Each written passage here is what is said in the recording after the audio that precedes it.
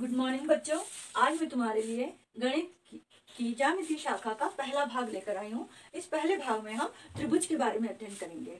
त्रिभुज क्या होता है, त्रिभुज की हम परिभाषा देखेंगे। तो त्रिभुज तीन रेखाखंडों से बनी बद्ध आकृति होती है। इस तरह से तीन रेखाखंडों से बनी बंद आकृति को हम क्या कहते हैं, त्रिभुज कहते हैं। अब ये त्रिभुज तीन रेखाखंडों से बना होता है और ये रेखाखंड आपस में एक बिंदु पर मिली हुई होती हैं। ये तीनों रेखाखंड आपस में एक बिंदु पर मिली हुई होती हैं। इस बिंदु को हम उस रेखाखंड, उस त्रिभुज का शीर्ष कहते हैं।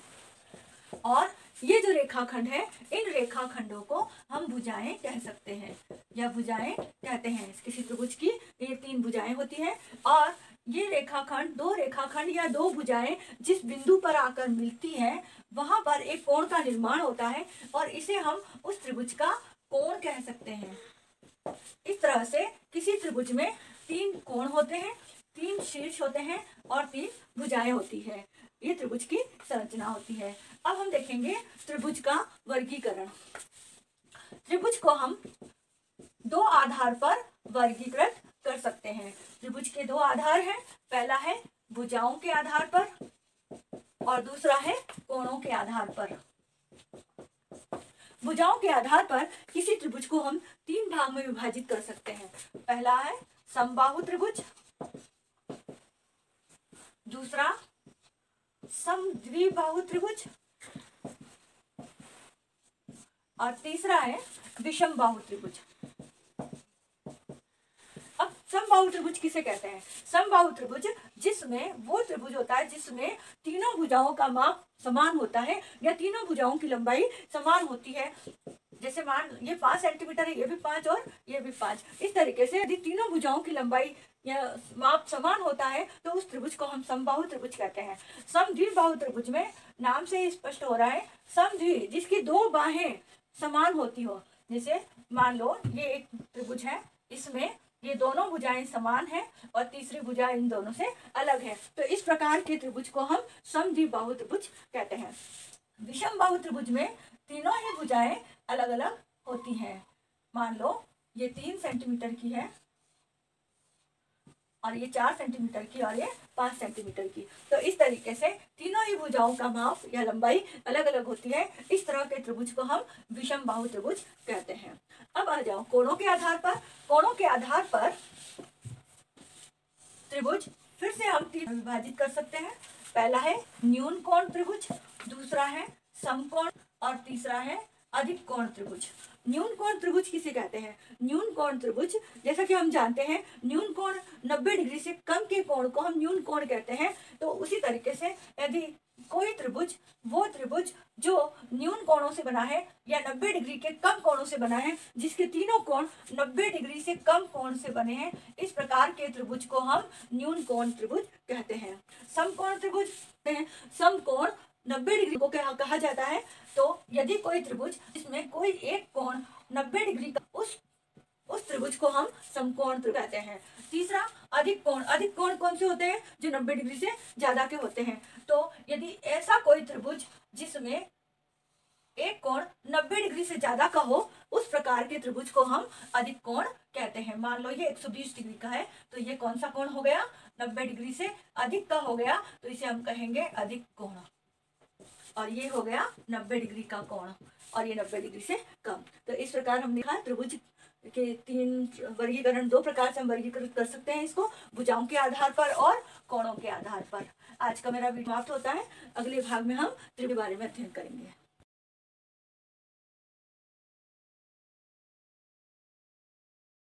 गुड मॉर्निंग बच्चों। ज्यामिति के भाग 2 लेकर आई हूँ। पहले भाग में हमने त्रिभुज के बारे में कुछ पढ़ा था, उसका बेसिक समझा था। अब हम त्रिभुज की माध्यिकाएं और शीर्ष लंबों में क्या अंतर है, इस भाग में हम ये पढ़ेंगे। सबसे पहले हम देखेंगे त्रिभुज की माध्यिकाएं। माध्यिकाएं किसे कहते हैं? माध्यिकाएं त्रिभुज के अंदर शीर्ष से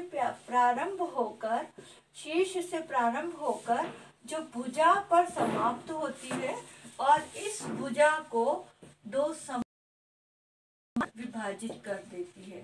मतलब कि शीर्ष से प्रारंभ होकर कोई रेखाखंड शीर्ष से प्रारंभ होकर सामने वाली भुजा को जब दो समान भागों में विभाजित कर देती है, इस तरह की रेखाखंड को हम माध्यिका कहते हैं। मान लिया कि एक त्रिभुज है और ए से कोई रेखाखंड शुरू हुई और वो सामने वाली भुजा को ठीक दो भागों में विभाजित कर दे।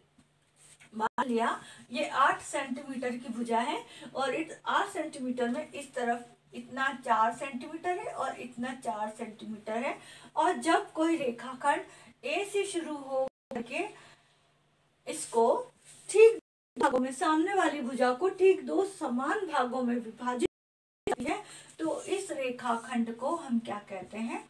माध्यिका कहते हैं। ठीक है, ऐसा और भी उदाहरण देख सकते हैं। दूसरे त्रिभुजों में हम देख सकते हैं। मान लिया ये एक त्रिभुज है और इस त्रिभुज में ये ए, ये बी और ये सी है।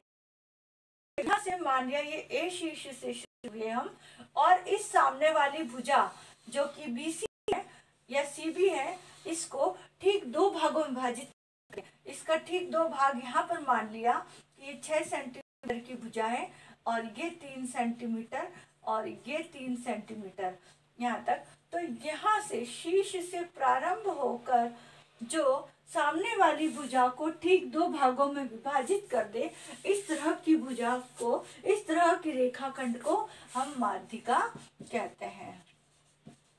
अब माध्यिका, किसी त्रिभुज में कितनी माध्यिकाएं हो सकती हैं? किसी त्रिभुज में 3 माध्यिकाएं हो सकती हैं। जैसे मान लो ये मैंने एक समबाहु त्रिभुज लिया है।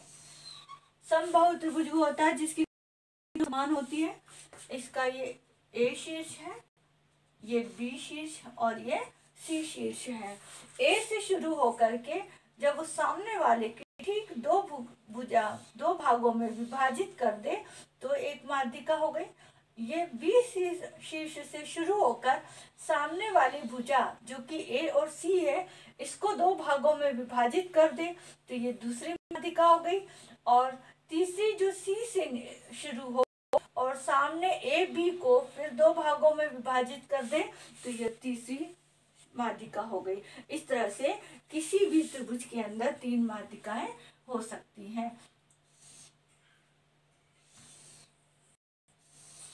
ये एक त्रिभुज है, इसमें यहाँ से मान लिया ये x, y और z है। सामने वाली भुजा z, y को दो भागों में विभाजित करने वाली x शीर्ष से शुरू होने वाली जो रेखाखंड है, इसे हम क्या कहेंगे? माध्यिका कहेंगे। और z से शुरू होगी और x, y को दो भागों में विभाजित करेगी, इसे हम माध्यिका कहेंगे। होगी और सामने वाली भुजा को दो विभाजित करेगी, इसे भी हम माध्यिका कहेंगे। तो अब आपको समझ में आ गया होगा कि माध्यिका किसे कहते हैं हम? जो सामने वाली भुजा को एक शीर्ष से प्रारंभ होकर के सामने वाली भुजा को दो भागों में विभाजित कर दे, उसे हम कहते हैं माध्यिकाएं कहते हैं। शीर्ष लंब किसे कहते हैं? शीर्ष लंब किसी त्रिभुज के अंदर, ये त्रिभुज है, इस त्रिभुज के अंदर ए, बी और सी शीर्ष से शुरू होकर के और सामने वाली भुजा पर सीधा लंबवत जाए, इसको दो भागों में विभाजित नहीं करेगी। ये जो रेखाखंड है ये शीर्ष से ही प्रारंभ होगी। माध्यिका भी शीर्ष से प्रारंभ हो रही थी, शीर्ष लंब भी शीर्ष से प्रारंभ होगा, लेकिन ये सामने वाली भुजा को दो भाग नहीं करेगा। उसके सीधे सामने वाली भुजा पर वो एक रह जाए, लंबवत रह जाए और 90 डिग्री का कोण बन जाए उस भुजा और रेखाखंड पर। इस प्रकार की रेखाखंड को हम शीर्ष लंब कहते हैं। और यही शीर्ष लंब किसी त्रिभुज की ऊंचाई भी होती है। अब मान लिया हमने ये वाला उदाहरण लिया, ये भी एक त्रिभुज है। इस त्रिभुज में ये x, y और z, यहाँ से कोई रेखा प्रारंभ हुई और इस सामने वाली भुजा पर सीधी आपतित हुई, सामने वाली भुजा पर हुई और यहाँ पर 90 डिग्री का कोण हमें मिल गया है। की जो रेखाखंड है उसे हम क्या कहते हैं, शीर्ष लंब कहते हैं। ठीक है, क्या समकोण पर भी हमें शीर्ष लंब मिलता है?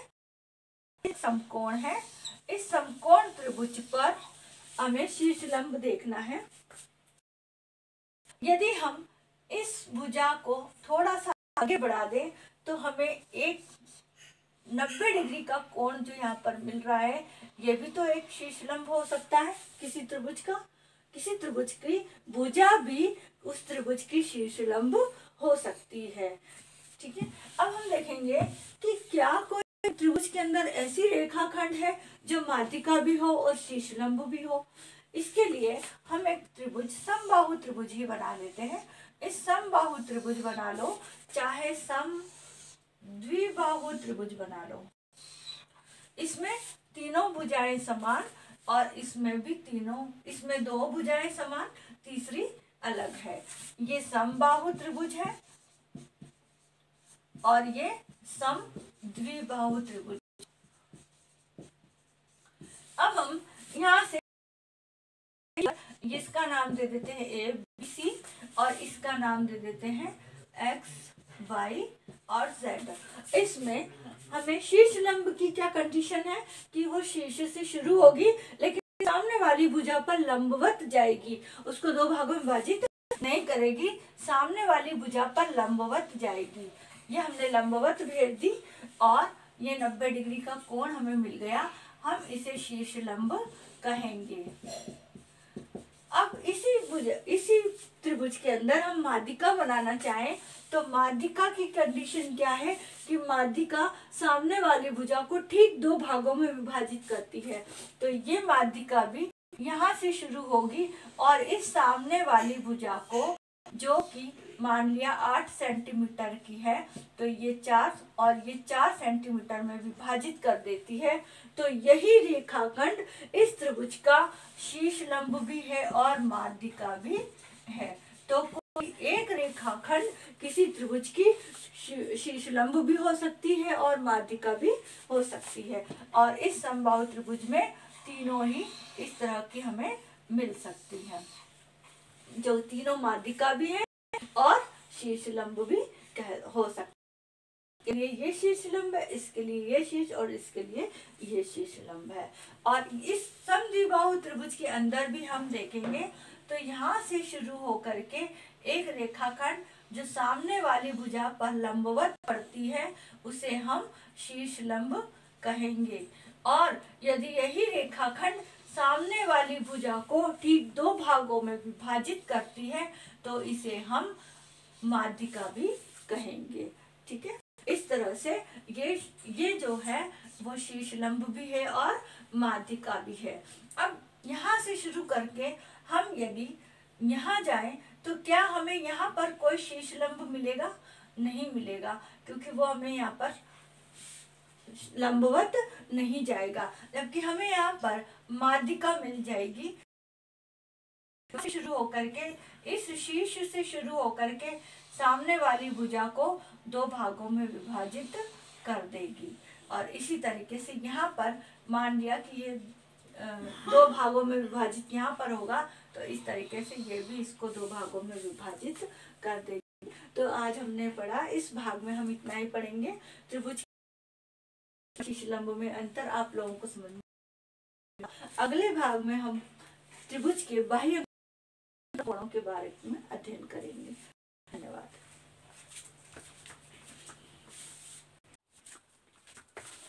गुड मॉर्निंग बच्चों, इस भाग में हम त्रिभुज के अंतःकोणों के योग के बारे में अध्ययन करेंगे। इससे पहले मैं गणित की ज्यामिति के भाग 1 और भाग 2 लेकर आई थी, जिसमें हमने त्रिभुज की परिभाषा के साथ त्रिभुज का वर्गीकरण, जिसे हमने उसे तीन भागों में विभाजित किया था, भुजाओं के आधार पर और कोणों के आधार पर। उसके बाद त्रिभुज के हमने माध्यिकाएं व शीर्ष लंब पर भी चर्चा की थी। इस भाग में हम पढ़ेंगे त्रिभुज के अंतःकोणों का योग। तो सबसे पहले हम देखेंगे अंतःकोण होते क्या है। किसी त्रिभुज की बंद आकृति के अंदर या त्रिभुज के अभ्यंतर में बनने वाले कोण क्या कहलाते हैं? अंतःकोण कहलाते हैं, क्योंकि ये किसी इस आकृति के, इस त्रिभुज के अंदर बन रहे हैं, इन्हें अंतःकोण कहते हैं। अब हम कैसे पता लगा सकते हैं कि किसी त्रिभुज के तीनों कोणों का योग क्या होता है, या यदि हमें दिया हुआ है तब तो हम पता लगा सकते हैं। मान लो ये 60 डिग्री हमें दिया हुआ है, तब तो हम कह सकते हैं कि त्रिभुज के तीनों कोणों का योग 180 है। परंतु क्या सभी त्रिभुज के तीनों कोणों का योग 180 होता है? चाहे वो समकोण हो, सम द्विबाहु त्रिभुज हो, समबाहु त्रिभुज हो, कैसा भी कोण हो, अधिक कोण हो, हम कैसे कह सकते हैं, हम कैसे पता लगाएं कि सभी दिए गए त्रिभुजों के अंतः कोणों का योग 180 होता है? या क्या त्रिभुज के सभी कोणों का अंतः कोणों का योग अलग अलग होता है? या सभी त्रिभुज के जितने भी प्रकार के त्रिभुज है, सभी त्रिभुज के तीनों कोणों का योग सिर्फ 180 ही होता है? हम इसका पता कैसे लगा सकते हैं? इसके लिए हम एक गतिविधि करेंगे, एक एक्टिविटी हम कर सकते हैं। मैंने आपके लिए ये इस तरीके से हम कार्डबोर्ड पर सेम बिल्कुल समान माप के त्रिभुजों को हम पहले काट लें। इस गतिविधि के अंतर्गत हम एक समान त्रिभुजों को एक के ऊपर एक 3 को रख करके हमने कैंची से इनको काट लिया। इसी तरीके से मैंने ये वाला समकोण त्रिभुज बनाया है और इस समकोण त्रिभुज को भी मैंने कैंची से तीनों को एक साथ रख के काट लिया। और इसी तरीके से ये एक अधिक कोण है, इस अधिक कोण को भी कैंची से एक समान माप की लंबाई में 3 कटिंग कर ली। इस तरीके से अब हम देखेंगे कि हमने इन पर नंबर डाल दिए हैं। पहला कोण, दूसरा कोण, तीसरा कोण। पहला कोण 30 डिग्री का है, दूसरा कोण इसे चांदे से आप माप लो कि ये कितने का कोण बन रहा है। यहाँ पर पहला 30 का, दूसरा 110 का, तीसरा 40 का। ऐसे हमने सब पे नंबर लिख दिए, पहला 30 का, दूसरा 110 का, तीसरा 40 का, और ये पहला 30 का, दूसरा 110 का और ये 40 का। इस तरीके से हमने तीनों पर नंबर डाल दिए। अब हम क्या कर सकते हैं, हमें देखना है कि तीनों कोणों का योग 180 डिग्री होता है, तो हम इसे इस तरीके से जमा सकते हैं। इस त्रिभुज का तो हमने ये दूसरा कोण लिया है, इस त्रिभुज का हम ये पहला कोण ले सकते हैं यहाँ पर, और इस त्रिभुज का हम ये तीसरा कोण ले सकते हैं। इस तरह से हमने एक एक त्रिभुज के तीनों कोणों को एक साथ रखा है यहाँ पर, 1, 2 और ये 3। इसे हम सभी प्रकार के त्रिभुजों को इसी तरीके से रखेंगे। ये मैं आपको बता देती हूँ बोर्ड पर बनाकर। ये हमने त्रिभुज एक माप काटा और इसको हमने यहाँ पर रखा। ये दूसरा नंबर का 110 डिग्री का, ये इसका पहला कोण है 30 डिग्री का, और इसका ये तीसरा कोण है 40 डिग्री का। और ऐसा ही हमने ये लिया, और इस वाले का हमने, ये पहला कोण है, इस वाले का हमने यहाँ पर ये दूसरा, ये पहला रख दिया। इस कोण को इस तरीके से रखा ताकि हमें यहाँ पर एक सरल रेखा प्राप्त हो जाए। ठीक है, यहाँ पर हमने ये रखा।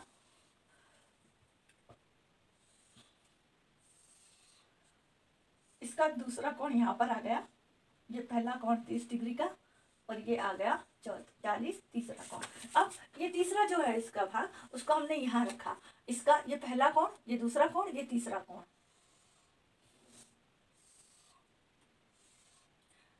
ये आ गया इसका तीसरा कोण।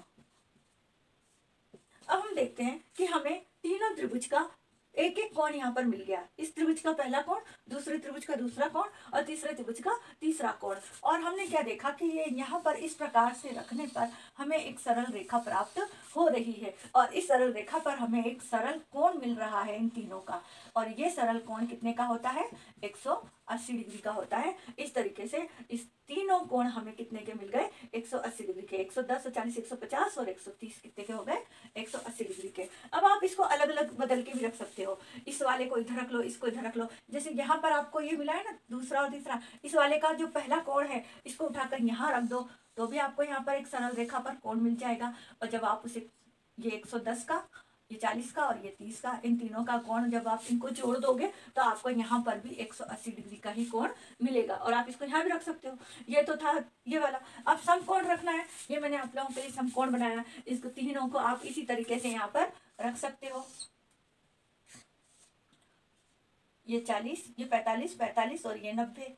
और यहाँ पर इसका पहला कोण या दूसरा कोण और तीसरा कोण इस तरीके से आप जमाएंगे तो आपको, आप देखोगे चाहे कोई सा भी त्रिभुज हो, सभी त्रिभुजों के तीनों कोणों का योग कितना निकलेगा, 180 डिग्री निकलेगा। इससे हम यह निष्कर्ष निकाल सकते हैं कि सभी त्रिभुज के अंतः कोणों का योग 180 डिग्री होता है। आप इसको अलग अलग गतिविधि से अलग अलग प्रकार के त्रिभुजों को काट करके उनको लगाकर आप बता सकते हो। अब हम देखेंगे त्रिभुज के बाह्य कोणों का योग।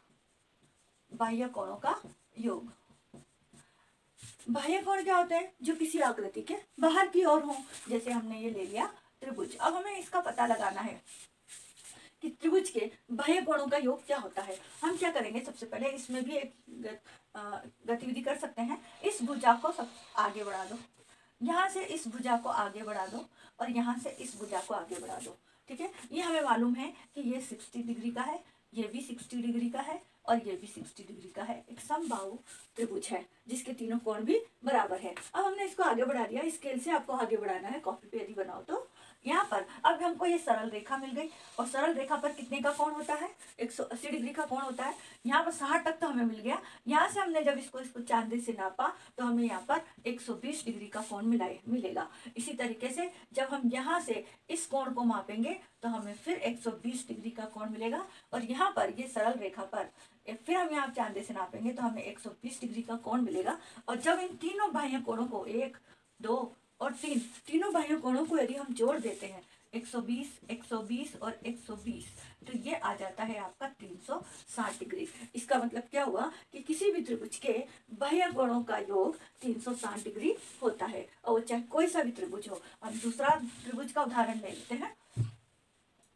मान लो हमने ये समकोण त्रिभुज ले लिया, ये है 90 डिग्री का, ये है 45 डिग्री का और ये भी 45 डिग्री का है। हम इसकी हर एक भुजा को आगे बढ़ाएंगे। इसकी भुजा को हमने स्केल पेंसिल से आगे बढ़ा लिया, इस भुजा को हमने स्केल से आगे बढ़ा लिया और इस भुजा को भी हमने आगे बढ़ा लिया। अब हमें एक सरल कोण मिल गया है, यहाँ पर सरल रेखा मिल गई है। इस सरल रेखा के इधर 90 डिग्री है, इधर हमने जब चांदे से नापा तो ये भी 90 डिग्री ही मिला। इधर हमने जिसको जब चांदे से नापा इस कोण को तो ये हमें कितना मिला, 135 डिग्री का मिला।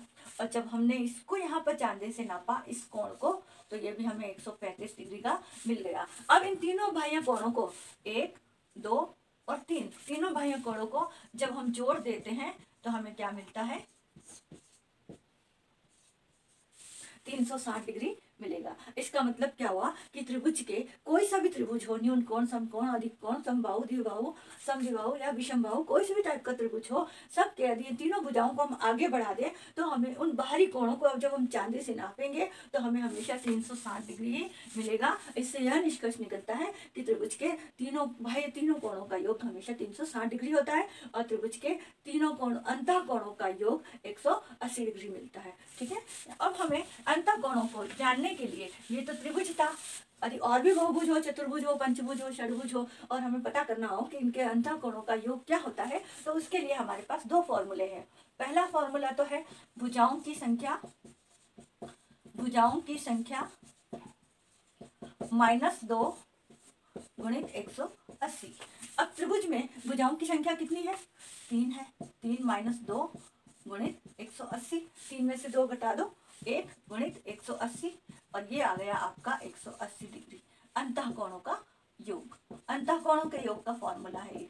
ठीक है, अब एक फॉर्मूला और है अंतः कोणों के योगों का, एक फॉर्मूला और है त्रिभुजों की संख्या, आकृति के अंदर त्रिभुजों की संख्या गुणित 180। तो ये भी अब हमको त्रिभुज का निकालना है तो त्रिभुज के तो एक ही त्रिभुज है हमारे पास, दूसरा त्रिभुज इसके अंदर बन नहीं सकता।